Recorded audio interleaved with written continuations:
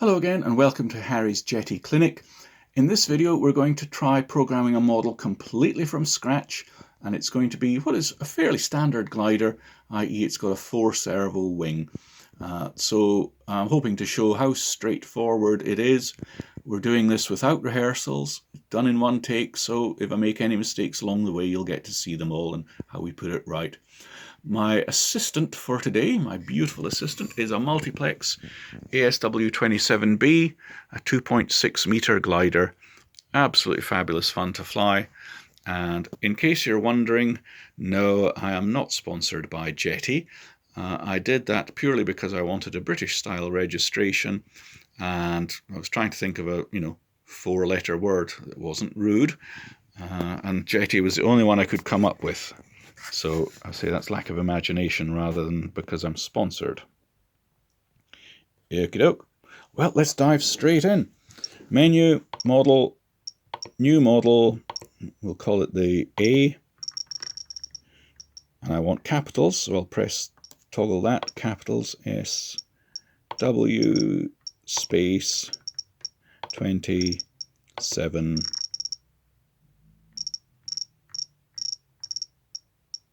B. In case you're interested in getting one of these, I think there is also a multiplex ASW27, which is a bit different to the 27B. I think not just in shape, but I think it's quite a different size. Say OK. Model type is aero. We go on. Wing type is 2 flaps and 2 ailerons. Tail type is normal. It's got 1 horizontal, 1 vertical surface. I've got no engines, no air brake servos, nothing like that. Carry on.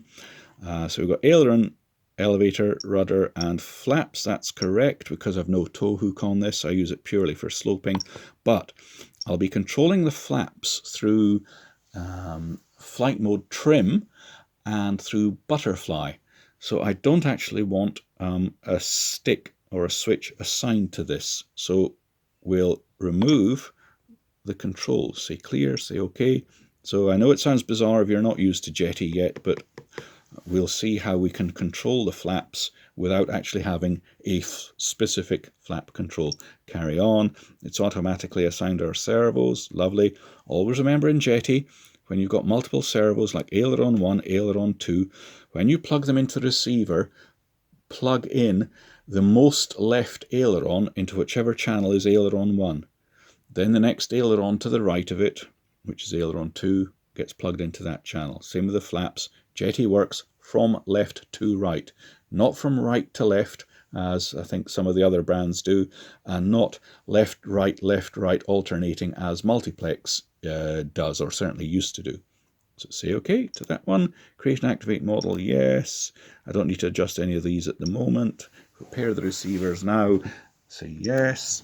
I shall plug in the battery.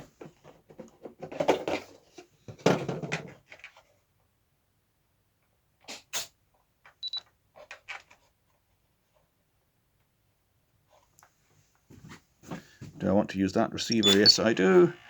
And there we go. We have a live model. Pardon that buzzing. It's one of the flap servos. I bought this model second hand because that's the only way to get hold of them. If you see one of these multiplex scalish gliders come up second hand, I can certainly recommend the 27B and the ASH26. The 26 is a 4-meter glider. I managed to get that second hand about 18 months ago. Oh, flying that is just so enjoyable, so much fun. I can't wait to get out from all this coronavirus nonsense and fly that again. Anyway, enough of that nonsense. You don't want to hear about that. What do we need to do? Let's dive straight in to fine-tuning. No, model.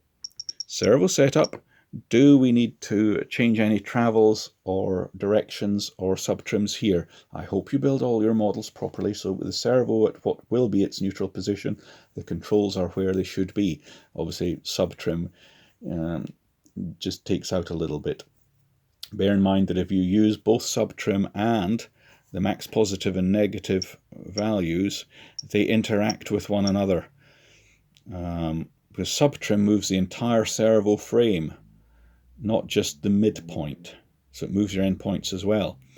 But if you start changing the positive, max positive and negative, then the subtrim, being a percentage of the distance from middle to the endpoint you've set, starts moving as well. It'll reduce down if you reduce these, so you can end up chasing your own tail. One thing I do know I have to change is flap 1, because I bought the second hand and the chap built the flaps in with the flap servos sort of the same way round, so it goes the wrong way, as it were. Anywho, let's check. Aileron 1 to the left, that's going in the correct direction. Aileron 2 on the right is going the correct direction. Elevator, I can see that's going the correct way. Rudder, well, that's going the correct way. Wonderful. Nothing to change there, but I do happen to know I'll have to switch flap number 1. So we come back up here, and there's flap 1. I'll reverse that, say OK. Otherwise, later on when you're trying to do things like your butterfly and aileron to flap mixing, things are just going all the wrong way because the two flaps are going in opposite directions rather than together. So we're out of here for the moment. Say OK to that. Get into fine-tuning. Flight modes. I need flight modes because I'm going to use a speed and thermal modes where the trailing edges come up a little and down a little. And so I shall add mode, yes, oops, add that mode, okie doke. Right, and we'll call that one speed, so we take the letters out. Speed, I feel the need for speed. There we go. I don't want delay switching into it. It's a slope sort or blatting along having fun. Just get on with it. Switch. So I'm going to use SA, my 3-position switch over here for my modes. So I'll want it in the up position, because in my mind, if the switch is up, the flaps are up. That's how I work it. What you do is up to you. So I put it 1 position away from where I want it. In other words, the mid position in this case. Press the switch, lift it to the up position. That's it, done.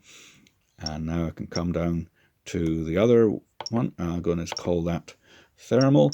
Not that I go thermaling with it because I don't have a tow hook, but on those occasions when the slope lift has gone a little bit weak, and you can just do with a hand to stay airborne. Say OK to that. Again, put the switch 1 position away from it. I don't want a delay. Switch to OK. And there we have our flight modes set up. Default, you could rename it if you want. I can't be bothered most cases. If I'm in default mode, I know I'm in my normal flying around mode. Say OK to that. Digital trim, I will want the elevator to be on separate trims. Reason being, as I switch between speed and thermal mode, I can independently trim the elevator for each of them. Say OK. Flight mode trim. Right, this is where we will set up those speed and thermal modes. So we're going to flight mode trim. The ailerons I will want to be in separate. So I will now have 3 settings in the ailerons because I've got 3 flight modes. Come out of here, and I also want the same for flaps. Separate. And now we can actually start programming them.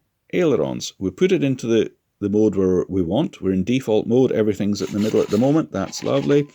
So I'll go to speed mode, and now I can adjust these values. Symmetry is switched on, so I'll whiz the programming dial, pay attention boy, until the ailerons start moving that ways upwards. That's good. If it wasn't, you just move it that way and you get it upwards movement.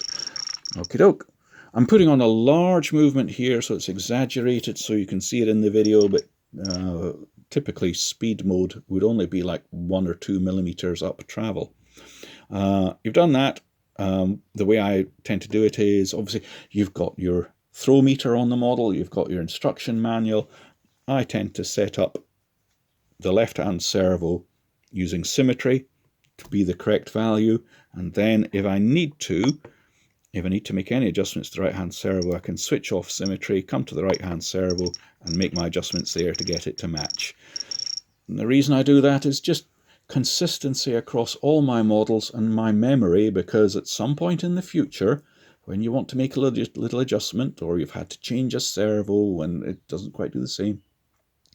I know that I've always used my left-hand servo as the reference one, and the right-hand servo is the one that gets tweaked a little to match. Well, it's just my preference. Don't have to do it this way. You can do it the way you like. So there's speed mode set on the ailerons. Put it back to neutral, come down to thermal mode, and I can do it all over again. Set symmetry to start off with, and negative value, no. Yeah, we'll put a little bit down. You might not use thermal mode on your ailerons at all. You might leave them at neutral, but I'll just show you we can do it. So there's thermal mode, ailerons down a little, default mode, no aileron, and speed mode, ailerons up. Lovely. Back to speed mode.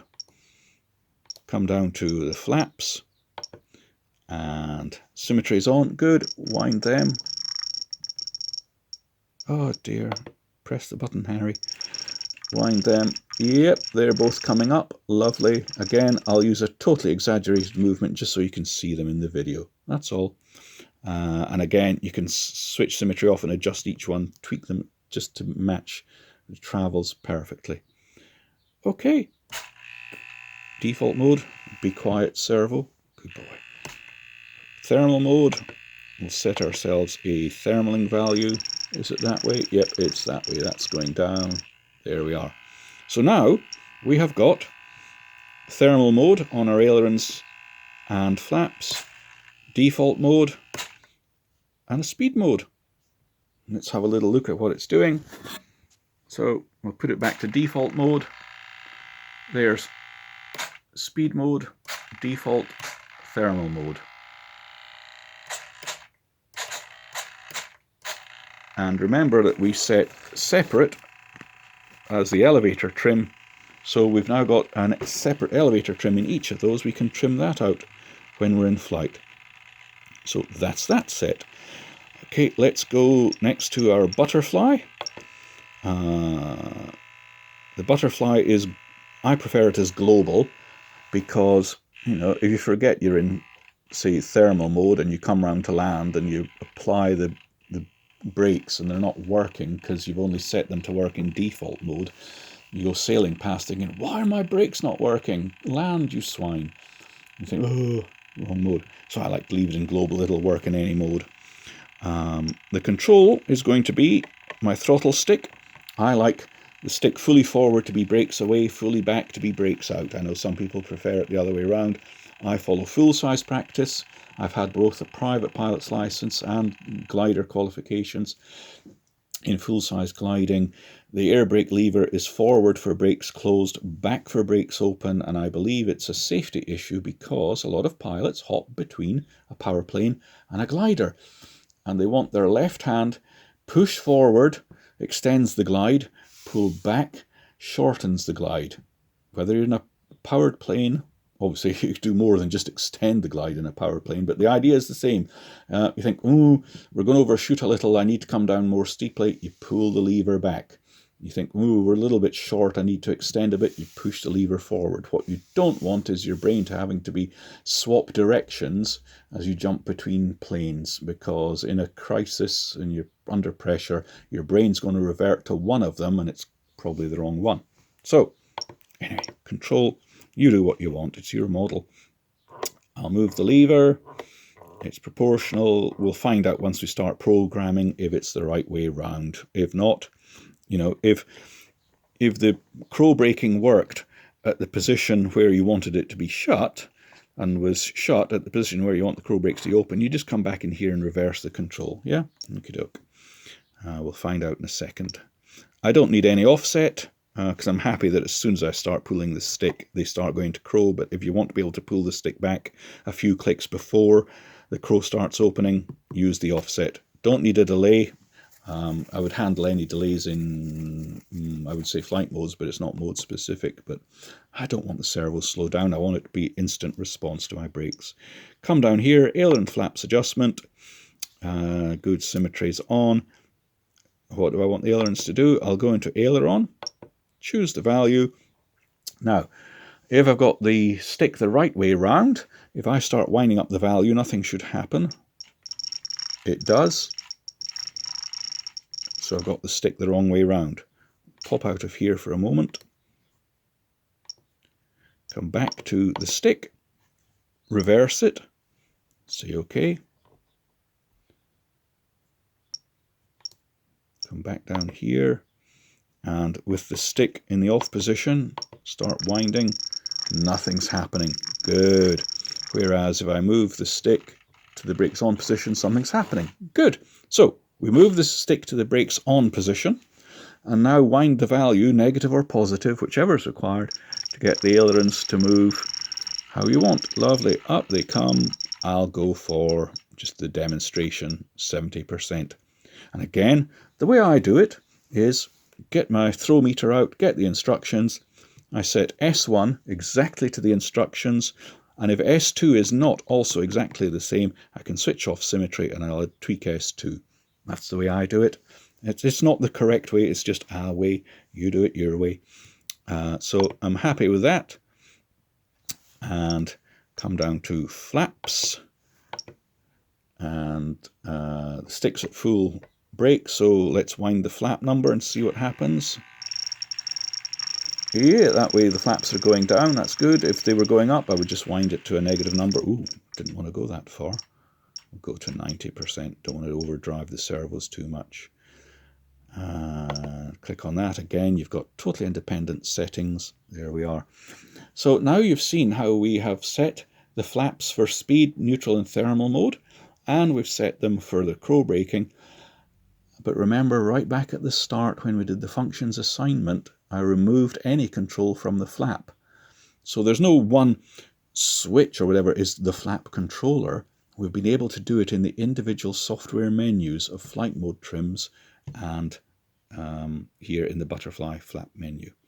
So say OK there. I'll just give you a quick show here. Right, we've seen already, I've got my flight mode trims to go speed, neutral, thermal mode, and now if I start applying the crow brake, there we go.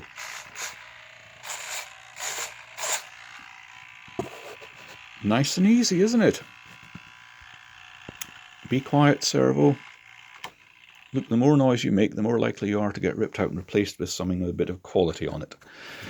Okay, what else might we like to do? Well, we might think we'd like the flaps to go with the ailerons to give us a better roll rate. Yep, okie doke, let's do that. Free mixes, add a free mix from ailerons to the flaps. I'll come into advanced. We'll give it a master value of 100. You think, don't want that much. And how do I control things? Yeah, we're about to, worry not. So we've chosen 100. I don't want a switch, I want it on all the time. Come down. I don't want a delay. Here's what I want, the mix output. Servo 1, our left-hand servo, a plus and a minus value. Servo 2, our right-hand servo, again a plus and a minus value. In other words, we can now, having set 100% as the sort of overall mix, we can tune that down using these. So at the moment, if I move the stick, because they're both at 100%, we'll get upses and downses. Yep.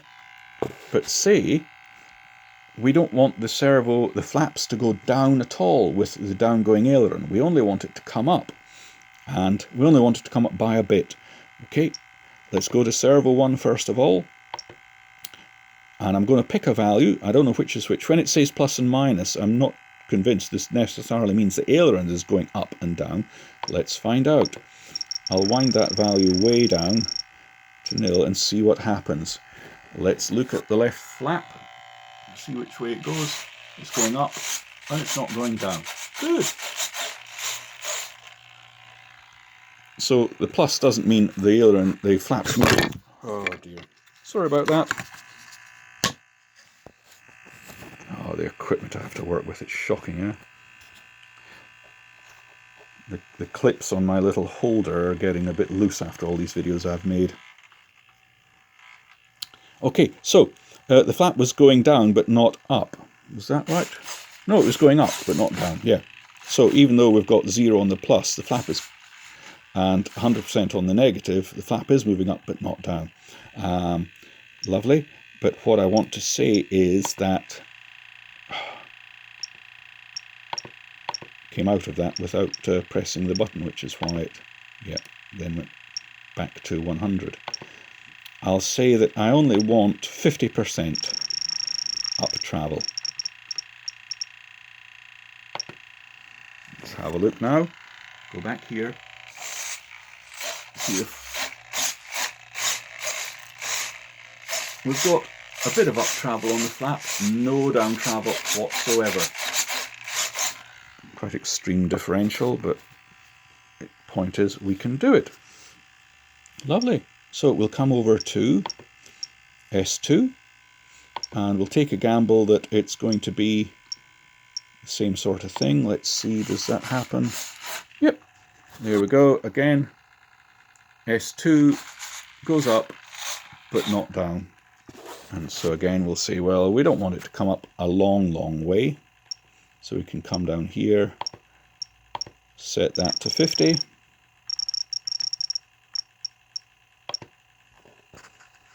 And there we go. We've now got no down-going flap, but a bit of upgoing flap to help the roll rate. Do you know that Servo's determined to get himself thrown in the bin? Be quiet, dear. That's it. The Servo starts muttering like that. Obviously it's consuming current, but more to the point it makes me think, it's starting to go faulty. Will it continue to get worse? And remember, things never fix themselves in the air. They only ever get worse. Okie doke. And so there we are. We've done that as well. So we'll say OK to that. Say OK. And that's the bulk of it really set up for us. What else can we do? You might want to do a bit of coupled aileron to rudder. And again, you go into free mixes and just mix aileron to rudder and choose a value. Or if you look at one of my other videos about setting up infinitely, is it the variable rate? No, the adjustable in-flight mixing value. You could set the thing to a knob to tune that in flight if you want to find the value that you want to mix. What else might we want to do? Okay, we can go into timer sensors, displayed telemetry, add from the system receiver voltage.